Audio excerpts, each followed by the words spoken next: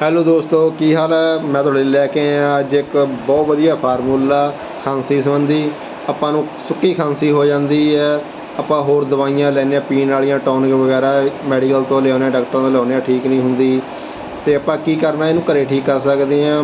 ਕੋਈ ਖਾਸ ਨਹੀਂ ਹੈਗਾ, ਘਰੇ ਚੀਜ਼ਾਂ ਪਈਆਂ ਹੁੰਦੀਆਂ ਨੇ, ਸਭ ਦੇ ਘਰੇ ਹੁੰਦੀਆਂ ਨੇ, ਇਸਤੇਮਾਲ ਕਰਦੇ ਨੇ, ਉਹਨਾਂ 'ਚੋਂ ਇਹ ਚੀਜ਼ ਬਣ ਜੂ। ਕੋਈ ਚੱਕਰ ਨਹੀਂ, ਕੋਈ ਜ਼ਿਆਦਾ ਖਰਚਾ ਵੀ ਨਹੀਂ ਆਉਂਦਾ ਇਸ ਚੀਜ਼ 'ਤੇ। ਕਰਨਾ ਕੀ, ਆਪਾਂ ਨੇ ਅਦਰਕ ਲੈ ਲੈਣਾ ਵਾ, 2 ਇੰਚ ਦਾ ਅਦਰਕ ਲੈ ਲਓ। 4 ਕਲੀਆਂ ਆਪਾਂ ਲਸਣ ਦੀਆਂ ਲੈ ਲੈਣੀਆਂ ਨੇ। 2 ਗਲਾਸ ਪਾਣੀ ਦੇ ਲੈ ਲੈਣੇ ਨੇ। ਅਤੇ ਥੋੜ੍ਹਾ 1 ਚਮਚ 2 ਚਮਚ ਗੁੜ ਦੇ ਲੈ ਲਓ ਇਹਦੇ ਵਿੱਚ ਪਾਉਣ ਵਾਸਤੇ। ਅਤੇ ਪੁਦੀਨਾ ਆਪਾਂ ਨੂੰ ਵੀ ਮੰਡੀ 'ਚੋਂ ਮਿਲ ਜਾਂਦਾ, ਥੋੜ੍ਹਾ ਜਿਹਾ ਪੁਦੀਨਾ ਲੈ ਲਓ।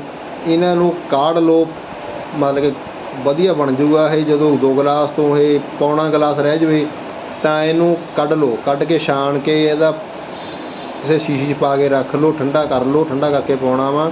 ਉਸ ਤੋਂ ਬਾਅਦ 1 ਚਮਚ 2 ਚਮਚ ਇਹਨੂੰ 15 ਮਿੰਟ ਬਾਅਦ ਤੁਸੀਂ ਲੈਂਦੇ ਰਹੋ।